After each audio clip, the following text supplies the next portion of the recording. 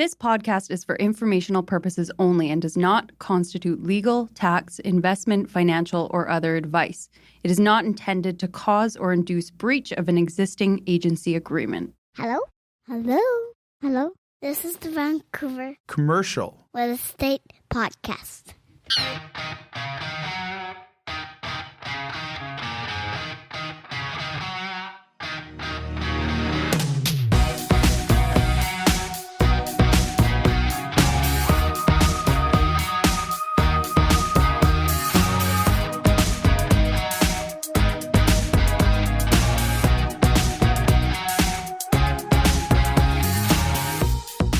And welcome back to the Vancouver Commercial Real Estate Podcast. I'm Cory Wright.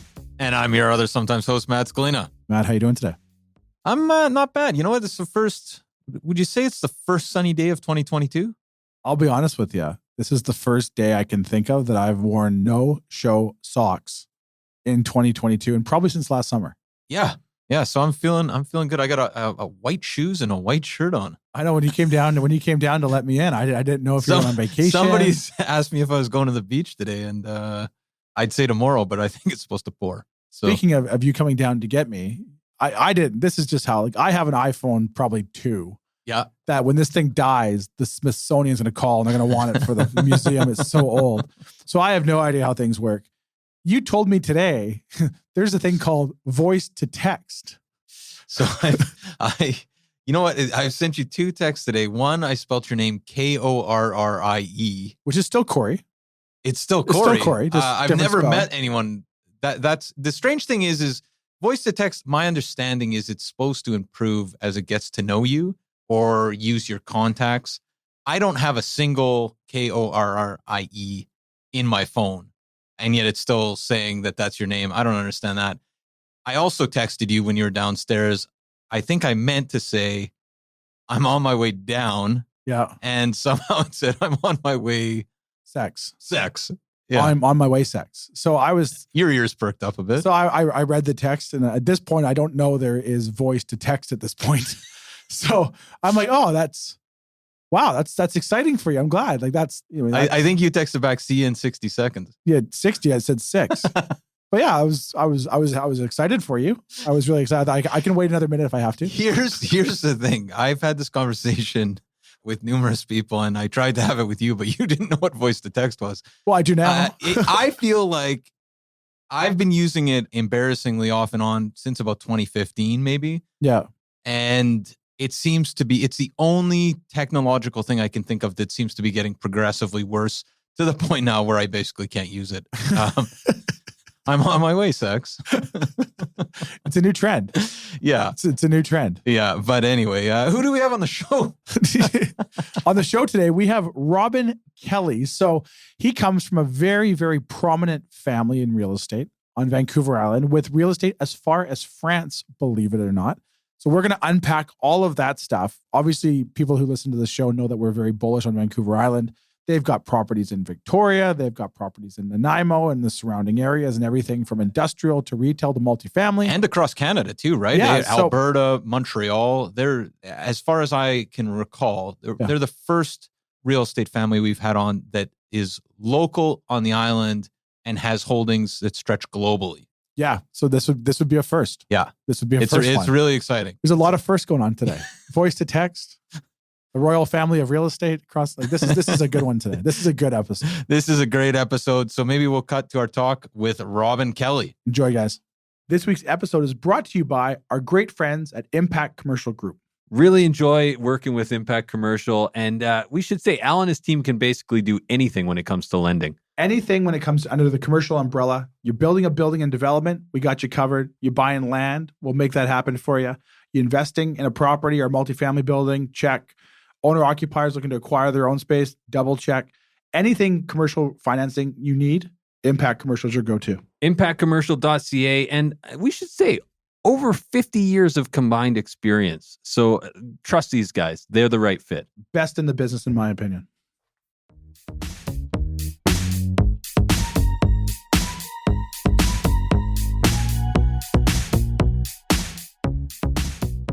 Okay, so we're here with Robin Kelley from the Denux Group. How you doing, Robin? Pretty good. How you guys doing? Very well. Yeah. Thanks so much for taking the time. It sounds like, well, obviously you're a busy guy, so we appreciate you coming on. No, I appreciate the opportunity. It's great to actually speak with you guys rather than just listen to you guys talk back to me on a monologue on a podcast every week.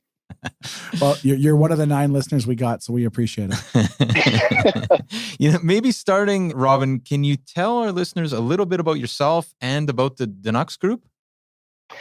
Yeah, so my name's Robin Kelley, of course, I was introduced, and I'm, a partner in the Denux Group, and it's basically a family business, second generation, actually started by my father-in-law. And all of us, we still work together, but we did a butterfly transaction in 2009 where each of us, we share offices, but technically each sibling company has their own company, and we choose to invest together or invest, on our own. And we've always maintained the close connection to the family, and we try to keep the values going through and, evolve to where we need to evolve. But essentially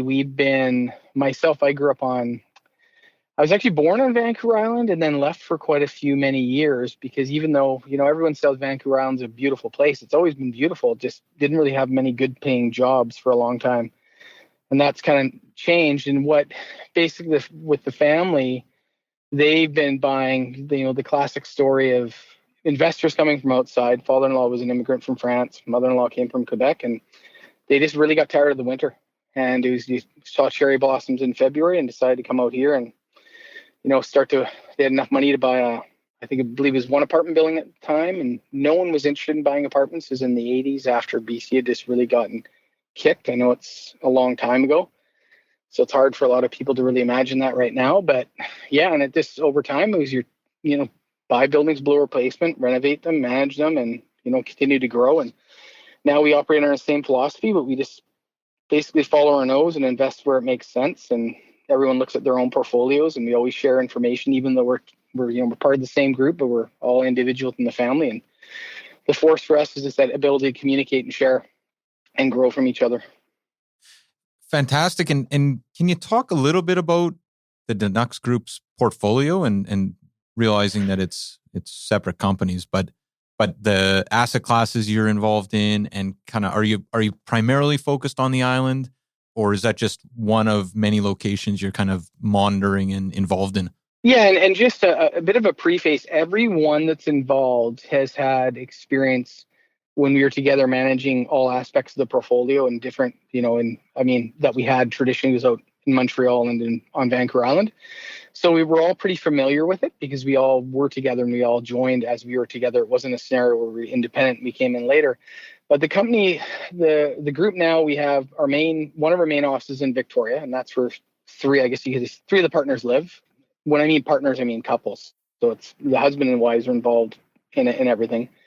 And then the other group, two of the partners are out in Montreal, and they've stayed out there for, it's about since 2005 was when we took off. The first acquisition was 2003, I believe, out there. So it's been since 2003 we've been out in Montreal, and then around 2009, a couple of us branched out and started buying in Alberta, and we had a couple properties there for a few years, and then the last few years we actually started adding a few more. And on its aside, it's something we all kind of like. It's harder with kids because it's in COVID, because it's hard to fly out. But we have an office in France with 3 full-time employees and about 10 office properties, of which 2 of them we directly built and 1 of them we partnered on. Wow. Obviously, the listeners who listen to the show, we're very bullish on the Vancouver Island market. You guys got a very predominant holding out there, both in Victoria, Nanaimo, and some of the surrounding areas. Can you maybe speak to sort of how that portfolio has performed maybe over the past, say, 5 years, which when Victoria seemed to really get its legs under it, and then now to obviously seeing it grow up island or up, the northern part of the island to Nanaimo? How has that been to sort of see that transition firsthand from a landlord perspective? Interesting. And just a little interjection. I did forget, one of the partners does have a building in New Westminster. So we actually do have something on the mainland, a token property. So I shouldn't leave that one out. And Robin, before you answer Cory's question, can you talk a little bit about the asset classes you're involved in? Yeah, no, for sure. We have actually been in Nanaimo since the early 90s too. So there's been a presence up island for almost as long as Victoria. But the assets, traditionally, it's always been multifamily residential. And to this day, the advantage is it's the nuances, right? Like there's a lot more institutions, obviously, that are in the sector, but originally there's a lot less. It was a lot just mom and pops, right? So you could come in and you could really easier, you hear it on all the podcasts, tweak the performance of a building, do certain efficiencies, but it being smaller as you're growing, it offers a huge benefit because you have a diversified tenant base. So you don't have to worry about a single tenant industrial building going vacant and having a call from the bank. There's CMHC insurance. We all know that. So that's been the bread and butter. It shifted. The Montpellier offices were something that's kind of a side thing. It was started by, again, actually, I think every single one of us now we all have French passports. My children had their French passports before they're Canadian.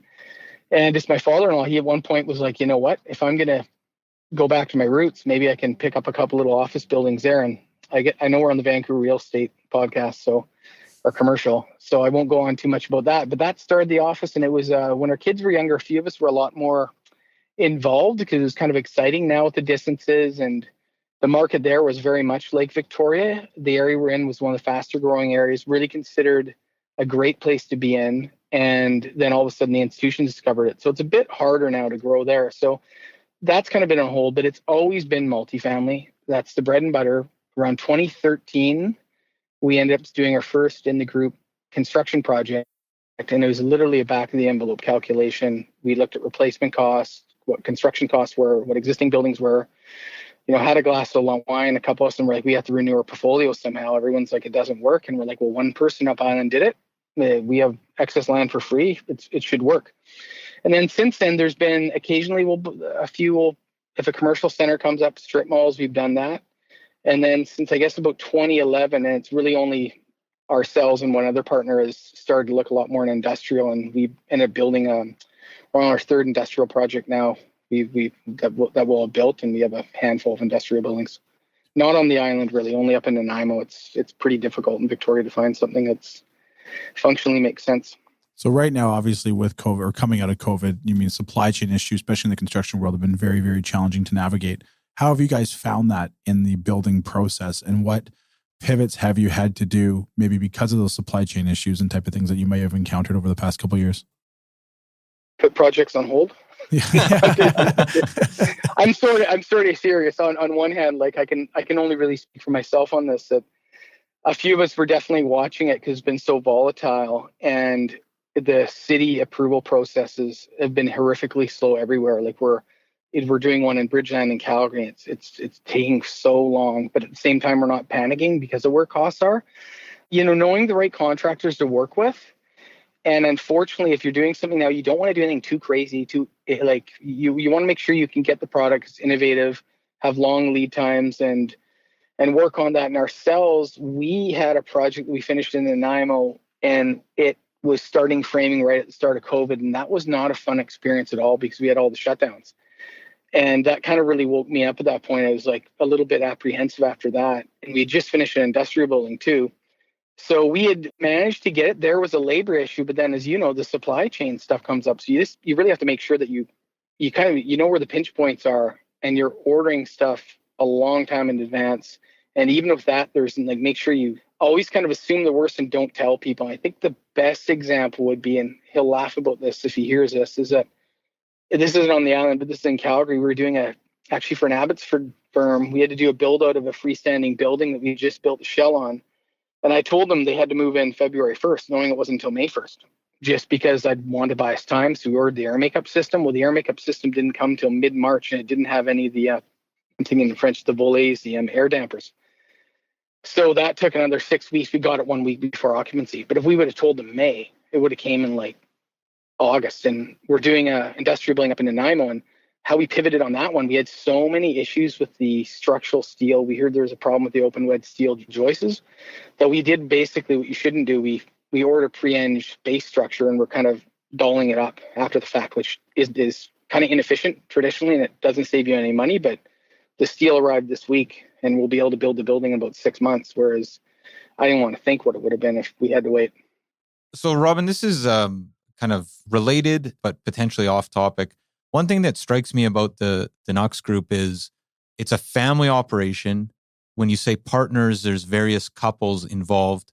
And from what you've been talking about so far, two things strike me. One, you've been ahead of a lot of markets, right? Like you were started getting into industrial in 2011, I believe. And it's like, you're ahead. You saw the market in France that was really exciting and kind of like Victoria and ramping up and got in ahead of that. Multifamily before the institutional money was there.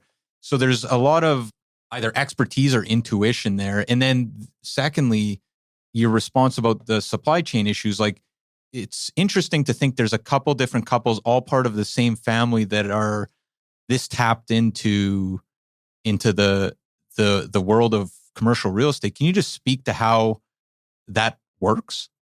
I think it's the biggest benefit we knew from the get-go was the fact that even though we were doing a butterfly and dividing, even if we don't want to work together, even if you don't, we're totally separate, is just sharing the information. Right. And I think even when it came to building, like we didn't know what we were doing. We got lucky because it was a slow time, so you could make errors and you didn't get punished like you would in a tight market right now. It wasn't like, essentially we were the first generation to start construction. So you kind of learn the hard way, but it was just like what you're saying. It was even in France, it was very soft. And we did a who would be almost a lead platinum, I think you could say, or a second one building. And there's a lot of forgiveness when the market's slow and you're building, right? So we kind of, in that sense, we sort of got lucky. But I think the biggest, you have to be, everyone's pretty curious in the family and in an intellectual sense, right? So you're always trying to look at stuff, look at things. And the fact that we're diversified really, really helps. And I think the other thing, and if my wife hears this, I can just see the fist pump on her. Because we always argue, I as much as we manage, I don't like managing, but I realize we have to do it. But by managing your own portfolio, especially when you do the residential, and I notice this with a lot of other families, when you get larger, not fun work, and a lot of people like to delegate it. But that's the canary in the coal mine. So I think I was reading recently that StatsCan came out in the third quarter in Calgary had rapid growth. Now everyone knows it's going growth. But for us, same thing happened in 2015 in Nanaimo. I look at my brother-in-law, one of them, and I'm like, have you noticed a difference this month? Like last 2 months? He's like, yeah, it's just weird. It's on fire. And you're getting that because we do manage. The apartments are always almost the canary in the coal mine. Once you start seeing growth, and then you can play cyclically, and because we're in different assets ourselves and we manage them and we talk to a lot of our tenants personally, you get to hear their stories, like about how are the businesses going. So we have one tenant that's not renewing, and they have it's basically an ethnic grocer, and you think it'd be great, but he explained exactly why. He's like, they can't get the product I need from the rails of the port in the countries I need. So you do learn a lot just by being attentive and managing your own buildings and seeing the trends as they come up, and especially on the apartments, because it's real time. Like everyone thinks about the island, but man, like there's been a few cycles where it hasn't been that easy, especially mid-island. And I remember when Alberta would turn on and off, you would totally feel it on the island. Big time. Like Alberta turns on, island starts dipping, especially in the smaller communities. And it would just be, then all of a sudden you're scrambling to rent, and then something to switch this, all of a sudden the switch turns. And it's, you see it on the residential for sure right away. That also with just communicating, like I was talking to another family member. She's doing a project in Mascouche, Quebec. And she's telling me what's going on about the political process there today. And, how can we, and I'm telling her what we did in Nanaimo and, what Nick did in Saanich to try to convince the city, and she'll probably use those same things to negotiate with the city there. Well, if you need to backfill that grocer there, I know a really good brokerage on Vancouver Island that could definitely help out in that leasing process.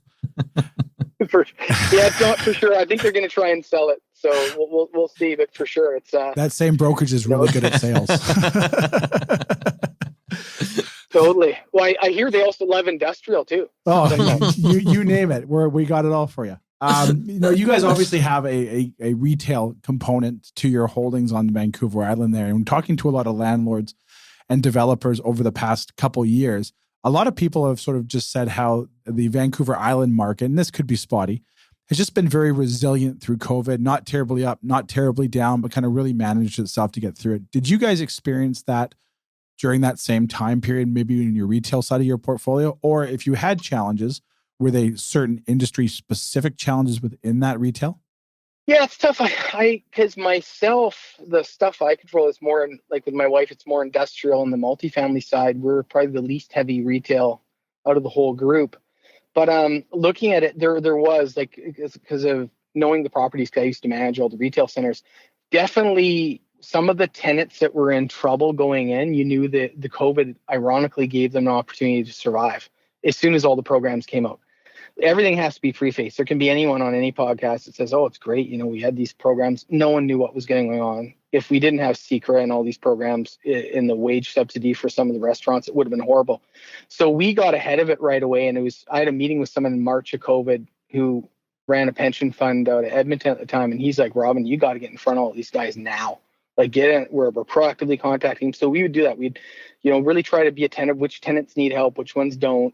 And, and what we found was the national tenants that were the most difficult, like the Tim Hortons, the 7-Eleven, not here on the island. They were actually stable, but elsewhere they just said, look, we're just going to bail on you. We want to close the location. So there was issues, but a lot of the people were pretty receptive. And I think what helped retail on the island is that it's the same sort of reason what got us to doing industrial on the islands. We saw a lot of population growth for the years, since between that, the census period that was around 2012 it was around 2014.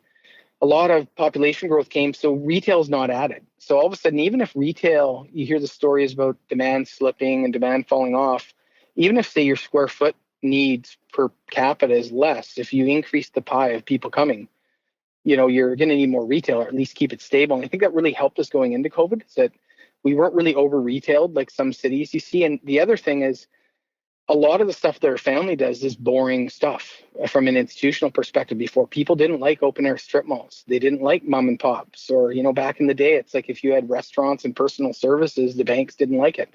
And that's kind of what we liked. And that seemed to do really well. So for us, there was some churn, there was some rollover. And, we did lose a restaurant tenant about 2 months ago that got backfilled by someone we're super excited about from Vancouver, oddly enough. But they were going down before, and COVID allowed them to probably outlast what would have been a shorter death with them. So, yeah, we were pretty fortunate. It's funny you talk about that, because seems like a lot of landlords, especially families or institutional guys that have large portfolios, experience the same thing. The national tenants, or international tenants for that matter too, were very challenging to deal with. Some of them so much as the too big to fail mentality. We're not paying, you can't close this down, we're your anchor. All the way to, totally. All the way up until the point where maybe some companies used it as an exit to kind of mask the corporate image of them closing stores. Imagine if they closed the stores and it wasn't COVID, the potential image issue they would have, versus with COVID, it was kind of like everyone's like, oh, I get it. So there was kind of the opportunity to shed some sort of dead wood that we found talking to a lot of people that had the nationals and international tenants.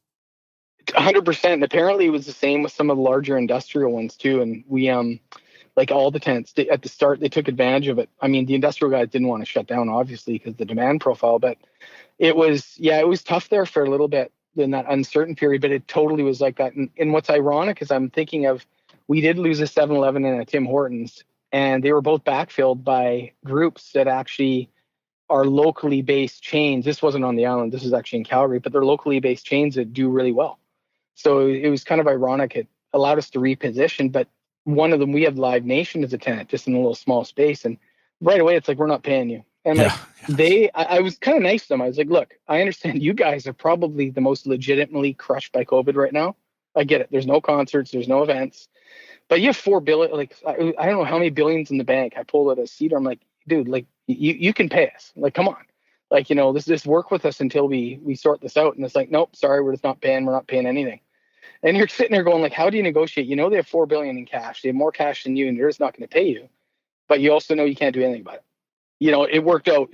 Everything is those few months that were crazy, and then people seemed to sort of get along a lot better after they kind of knew. But I agree with you. Yeah, I think it was an excuse for a lot of the large tenants for sure, and it really made me appreciate some of the mom and pops that really try. Like we've always liked that, because that relationship meant, and it's crazy how grateful some of them were. And as an owner view, and I'm not sure if you heard this from other people, it really made us understand the businesses better, because when you had to apply for these rent reliefs and you started talking, you actually really realized like what % of your revenues is your rent. And you're like, oh my God, this guy does really well. We had no idea. So it's kind of neat there too. Or it's the opposite. This guy doesn't make any money. He's just paying our mortgage. What is he doing? What is he doing? Next time you're in that Live Nation office there, if there's any Nickelback memorabilia you want to rip it off the wall, just call me after. I'll take it off your hands. Yeah, well, I asked him. I said, "Look, like if you give me some Burning Man tickets or something, like we'll call it a deal." I couldn't even get Lady Gaga out of them. I literally did ask my daughter. You mentioned there, obviously, you guys have some holdings now in the industrial sector in the Alberta market, which you talked about. There's obviously a lot more excitement behind that marketplace than there was this time last year, even over the past 5 years. What are you guys seeing on the landlord front there? And you mean, obviously, are you seeing increased activity? Is there a groundswell of interest now that maybe wasn't there a year ago? And if so, is that the halo effect coming over from BC because no one can buy any land over here anymore? Yeah, the big guys have been in Alberta for a while, right? And we're not in the larger distribution space, or we like to hold, or like we haven't really done strata to sell, debated on it. But for us, it's just so hard to hold something when we see a project where we want to strata. It makes sense to hold, so we hold it. But essentially, Calgary, actually, we ended up purchasing.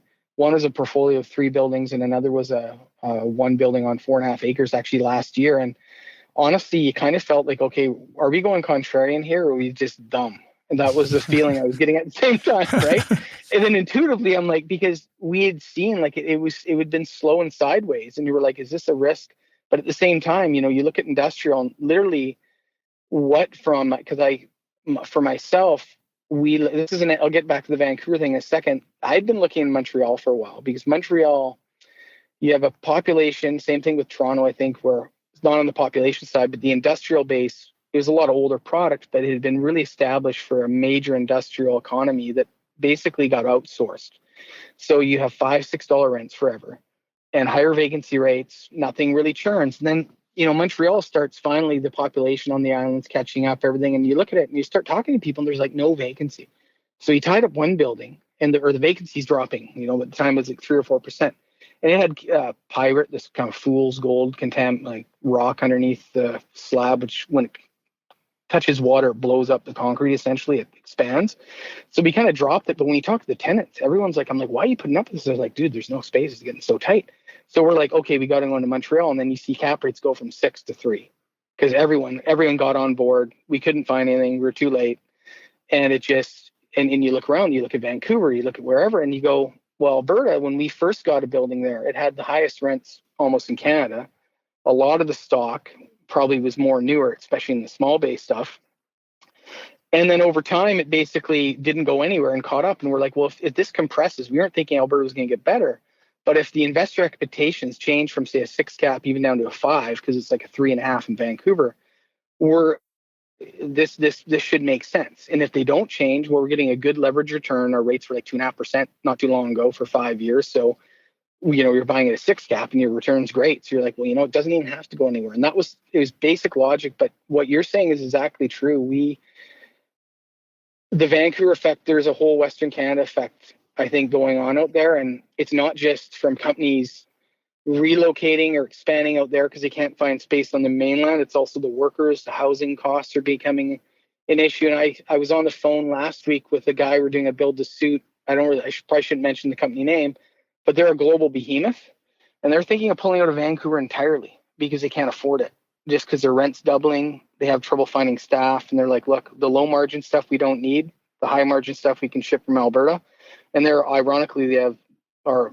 doing a deal with them in Nanaimo, and they have 3 locations in the Victoria area, but they're actually thinking of pulling out. The other one we just did, the TI with the air makeup that I mentioned, was a company out of Abbotsford that's also in Edmonton. They have a smaller office in Calgary, and they basically, instead of expanding on the mainland, are expanding in Calgary for the reasons you state. So I think it's a bit of a challenge it's a good scenario for Alberta, put it that way. Yeah, no, I agree. We see a lot. It's not just oil. It's more than that. There's other factors. It's the Oilers. It's the Oilers. McJesus. Yeah, well, they can score. They just they seem to be able to score goals. Well, it's funny because I haven't really found the time to kind of watch the playoffs, and every time I tune into an Oilers game, like the first game against the Colorado Avalanche, I sit there and I go, "What the?"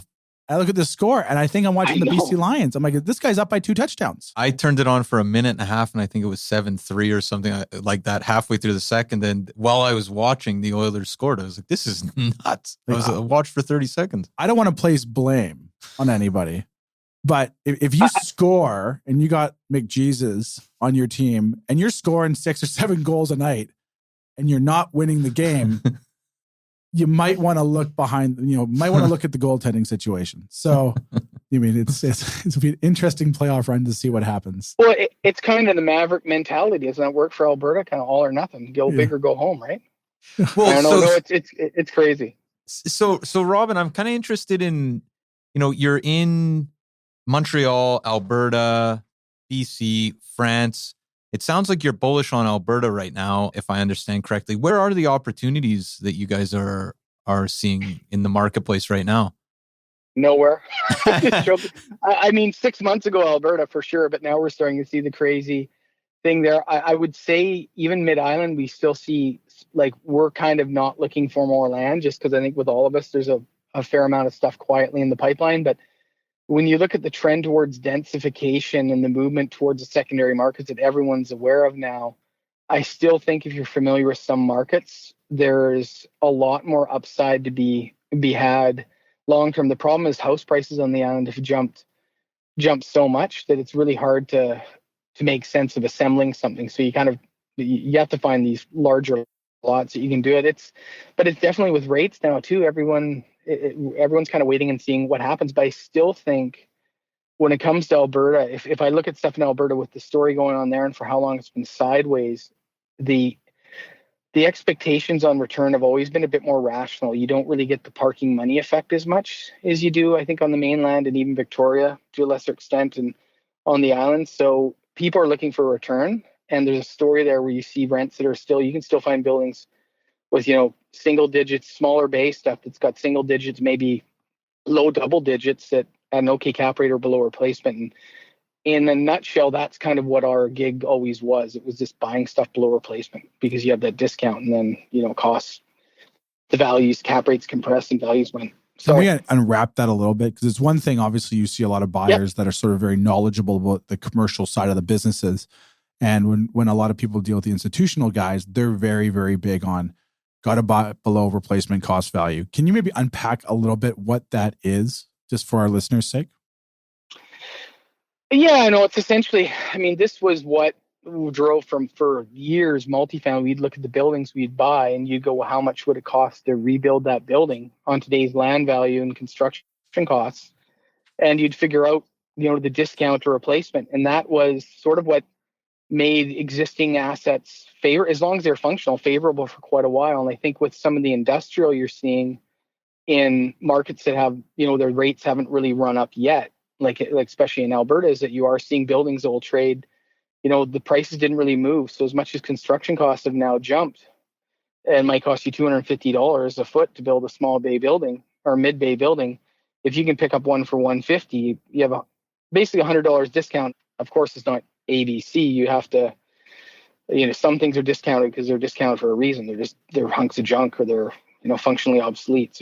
So the bones on there plays a role, but that's essentially it. The big question in the room here, obviously, we're very bullish on the Vancouver Island market. We've seen a lot that's transpired over the past 3 to 5 years and kind of the direction it's going.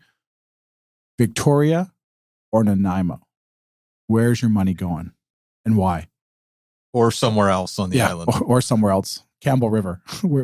Where's your money going and why? It's tough. If you were to ask me that 5 years ago, I definitely would have said Nanaimo without a doubt. And it's just because of the cap rate differential. Now it's, honestly, it's a real tough call. I think they're both kind of equal. I still think the problem is our rents in Nanaimo, if we were to buy, are starting to equal Victoria. I think I would still prefer Mid-Island with massive caveats. Victoria, if you can find the right deal, Victoria, of course, it's sort of the crown jewel. It's stable. But when I look at the profiles of the tenants we see moving over, the people that are going to Mid-Island, there's the question of where are they going to get the jobs, but there's a major lifestyle thing there. People want the outdoors. They're moving to the island. I think the Mid-Island has so much more room to capitalize on in terms of this proximity to everything you'd want on the island for the outdoor space. Like you can get to Vancouver fast, you can go skiing for a morning, you can go to Nooka Sound or Tofino. Victoria, on the other hand, it's becoming pretty cool, right? Like it's a cool area, and I think there's still room for there's still a lot of room in Victoria too. It's just the thing is prices are definitely high, and there's a lot of attention on it. So it's equal cap rate, Victoria all day long, but the cap rates aren't equal. I was out in the Nanaimo area the other day, and I was going through Parksville, and I could not believe the development and all of that stuff that I saw in Parksville that I didn't foresee coming when I went through it. Is there halo effects coming off of Nanaimo now, where things like Parksville, Campbell River, are they starting to pick up and becoming better markets now that Nanaimo has been such a juggernaut over the past couple of years? Yeah, it's weird because definitely, and I'm not sure it's a halo effect. Like, I remember talking, to someone about Victoria, actually, the mayor of Victoria once, who you had on the podcast, about how, like, for me, the island, it's an ecosystem.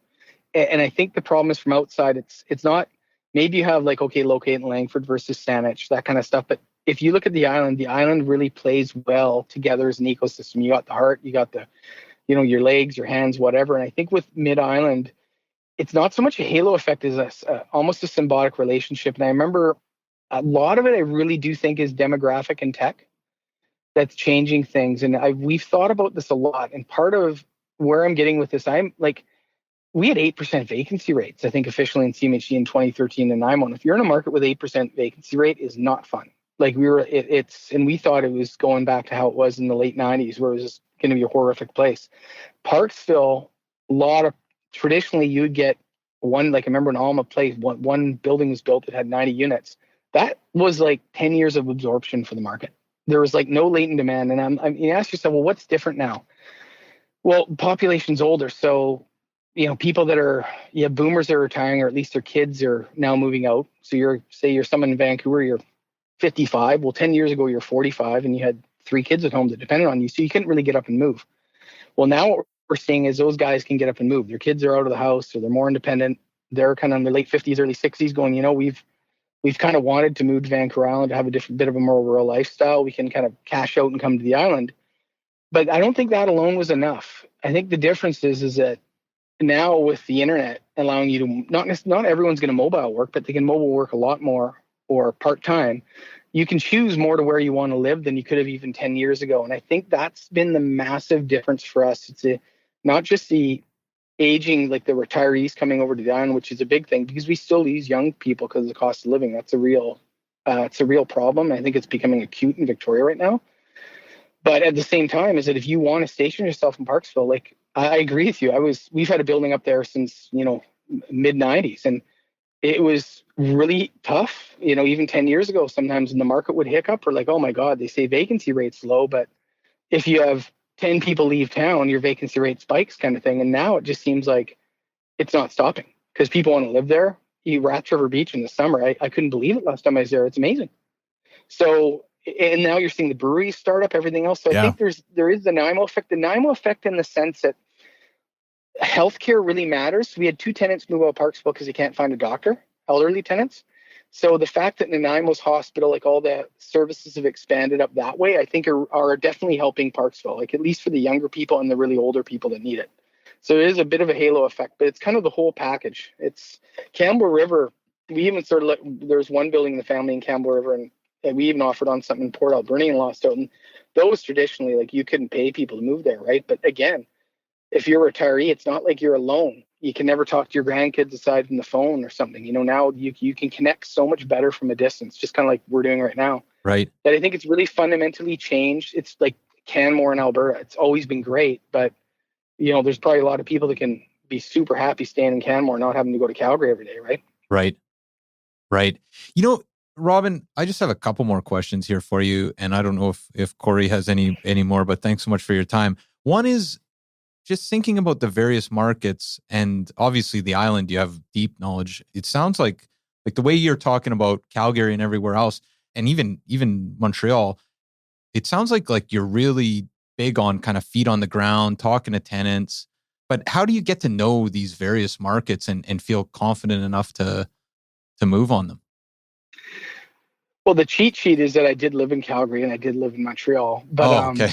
but no, it's not just that, because it's funny, because I'll talk to some family members in Montreal and they'd be like, have you been to this suburb? They're like, no. I think it's actually quite surprising, and you have to be careful because it's good and it's bad having outsider bias, because you often see people, I'm sure, talk about Vancouver and you're like, that doesn't make sense, or this makes sense. But you can really glean a lot of information pretty quickly now. Start with the data sources and then just actually driving around. So if I'm on Montreal for work on my own, I spend a lot of time, I'll drive to a new area that I don't know, and I'll kind of remember it and keep looking at that.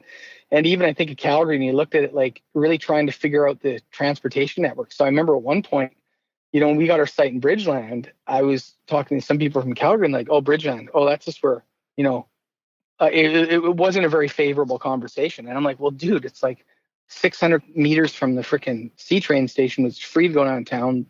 You have the walkway there. You're an urban village. You have a park, Bucci's building, Minto's building, Gablecraft's building. I'm like, what's wrong? But the local guys are like, no, we'd never live there. I'm from the Southwest. So you don't have that local bias, which can help.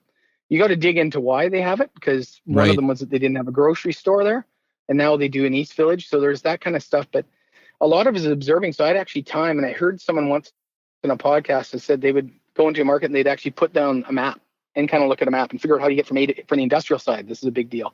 And we kind of did that. I remember timing it. We had that site.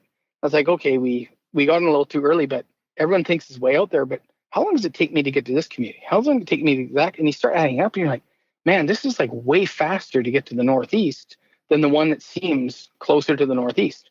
So lots of different things, but you do have to definitely talk to people and try to look at it from a neutral, clean slate. And then, of course, if it's looking at where the community is going in terms of community plans and long-term, and, from having a planning background, that's pretty important. Like if you see that they want the density to be here and they're really pushing for that. Yeah, I mean, that's everyone can do that, but it does essentially give you an indication.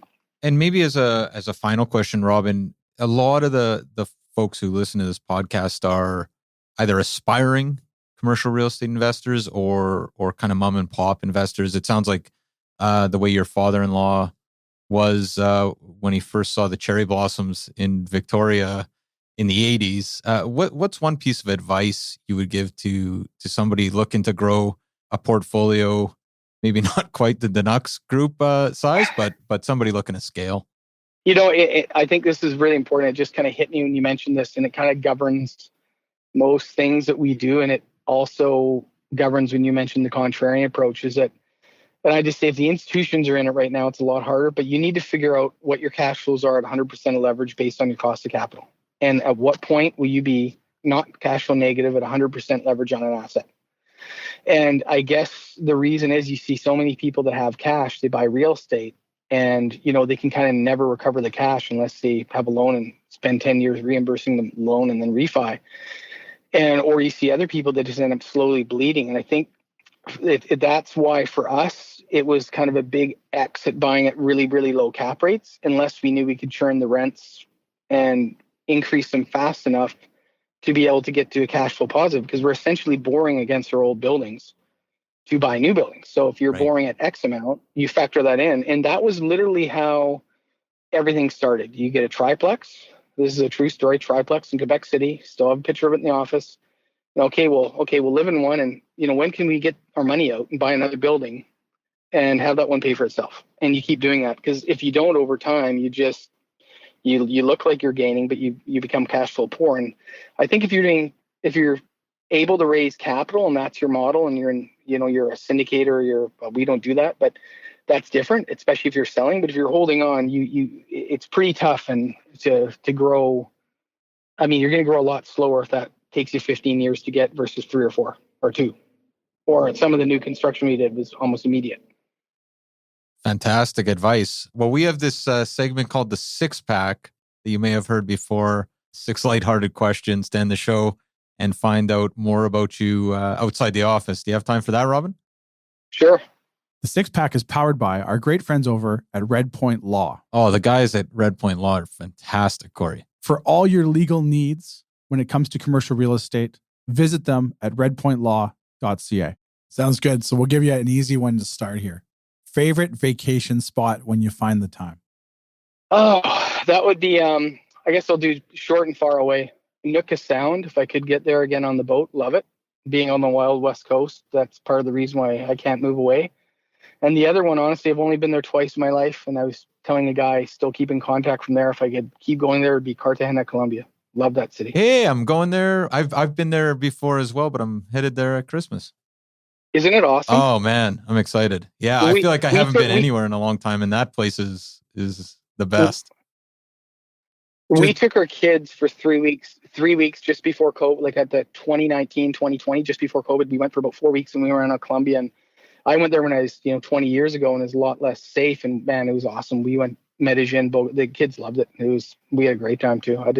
That's neat you're going there because not many people do. Yeah, you know what? And it's funny, the last time I was there was maybe 2000 or 2001, where I remember at one point I called the Canadian embassy and they were like, you shouldn't be here. What are you doing here? That's the same. So different feel. I literally was there around that time too, because I remember I moved to Calgary right after.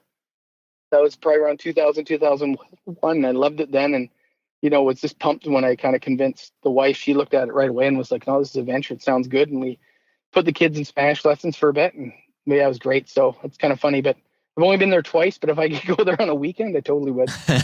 And just to recap, Matt, your Christmas last year, where did you end up going? Yeah. A little just so different. The listeners know. This is the COVID effect. I had COVID in the basement in Winnipeg, so okay. this Christmas is going to be a lot better. There you go. Or it better be.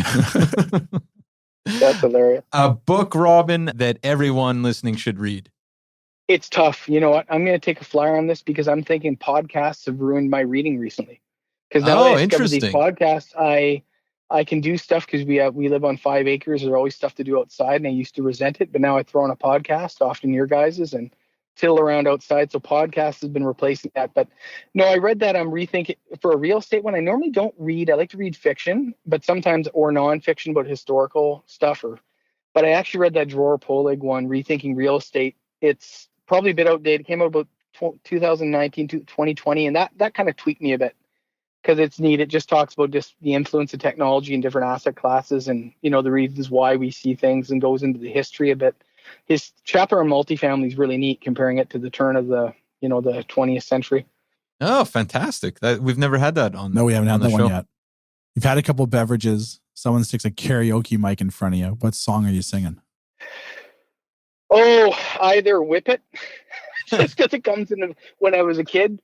I heard a really good guy do it. Or oddly enough, this is to practice my French. I actually listen to a lot of, French artists of African descent, because they kind of have this really neat methodic rhythm and blues singing. I can't really sing karaoke, but in my head, if I could speak French better, that's what I'd be singing. We actually in San Fran, we went and saw an artist that was, we were there a couple weeks ago on flight credits, and we saw the guy who has the #1 album currently in France that was playing there with the kids. So probably do that.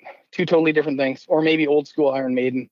Oh, there we go. There we go. You got French African, old school Iron Maiden, or Whip It.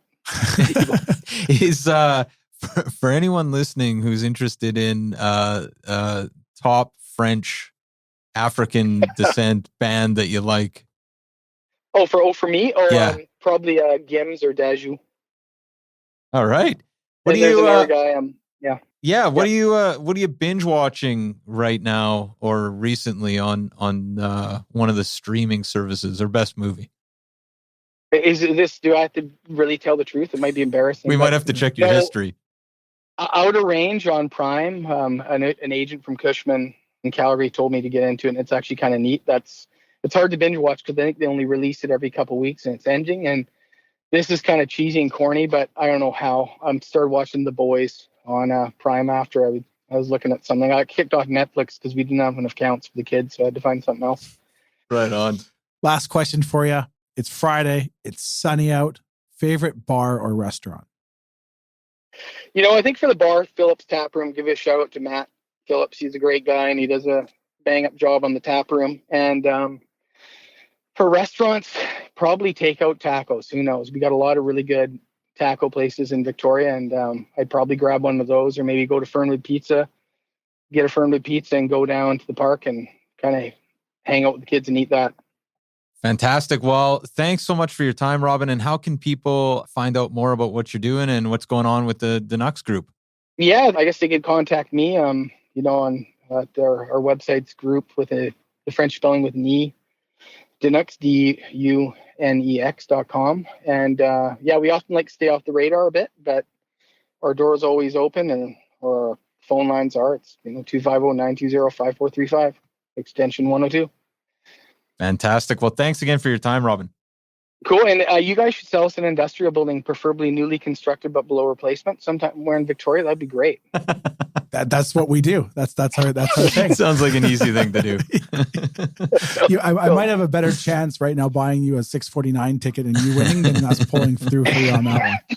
And just asking for a friend, does the Denux Group ever sell any of their prime retail or any of their industrial buildings? Just asking for a friend. No, we've sold. There's only, I think, been 3 assets really. I mean, since aside from 25 years ago on a random moving across the country, there's only been 3 assets, and they've more been strategic one-off randoms that have been sold. So we generally don't sell. I mean, the problem is, what do you do with your capital, right? If you want to make that number 3 to 4, you just let me know. For sure, we'll do it. Sounds good. Thank you so much, Robin, for your time. It was a great conversation. Awesome. Appreciate it, guys. Thank you very much. Take care. Thanks. Bye.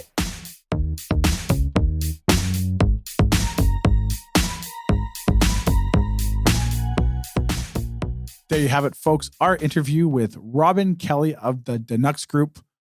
A very impressive portfolio.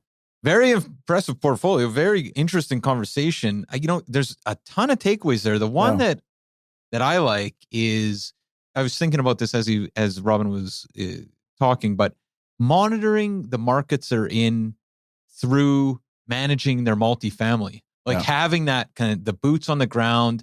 And it sounds like being really curious and speaking to people, tenants and everybody else around to really get a feel of what's going on granular, on the street. I'm a big believer in having foot soldiers on the ground in communities. And obviously from the brokerage business, our take was, instead of having everyone in one major hub city, like say Vancouver, and try to parachute throughout the province, we've got more offices and more markets. When with Kamloops, which we start on construction on, I believe in 2 weeks, that becomes our 6th BC office at this point. But we've got more offices, especially in some of these secondary and tertiary markets. What you learn from talking to people who live there, talking to business owners who live there, it's impeccable when you try to put a price tag on what type of knowledge that brings to the table and what type of data you can collect for clients versus sitting in Vancouver trying to learn the Kamloops market.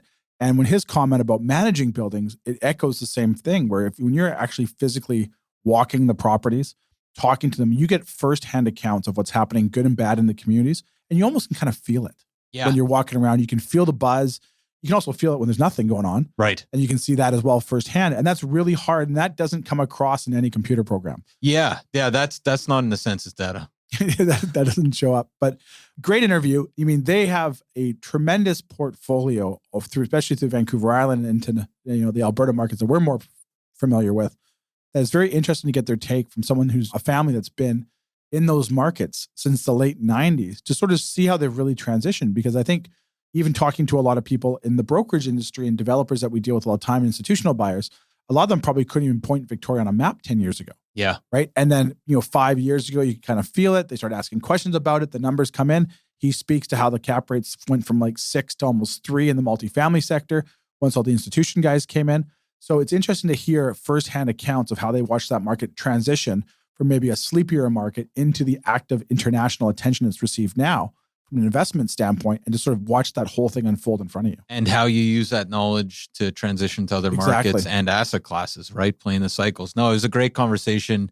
Before we go, Cory, everybody listening's got to be getting excited about commercial real estate by now. If they are excited about commercial real estate in British Columbia, how can they find out more about what you're doing over at William Wright? They can reach us anytime through our website at williamwright.ca. They can call our Vancouver office at 604-428-5255. Let us know what they're after, and we'll put you in touch with the best broker in the province, throughout the province for you. And they can also drop me an email anytime, Cory@williamwright.ca. Always love hearing feedback, good and bad. Love hearing stories. Always happy to talk real estate. But before I forget, next week's episode, or I lied to you, the week after next week, might be a little slow because we have our William Wright annual Whistler retreat. Oh, man. And we're bringing you this year. Yeah. You're coming with us. You're one of the 50 or 60 people attending. I know. Everybody's going to go, who the hell is this? We should do the podcast live from Whistler live from after Whistler. A bottle of wine. It sounds good. No, I'm looking forward to it. It's going to be great. We've got the foursomes for golf. Got the foursomes for golf all ready to go. Yeah, I'm all excited ready to go. about it. Be a good time. Absolutely. And last but not least, Cory, VancouverRealEstatePodcast.com, where These episodes are summarized and available. That's VancouverRealEstatePodcast.com. Have a great week, everyone. We'll be back next week, but the week after may be a little rough. Or we'll record live from Whistler and then we'll be good. We'll get 3 in the can and we won't have to worry about it. Thanks for listening, guys. Take care. Subscribe today.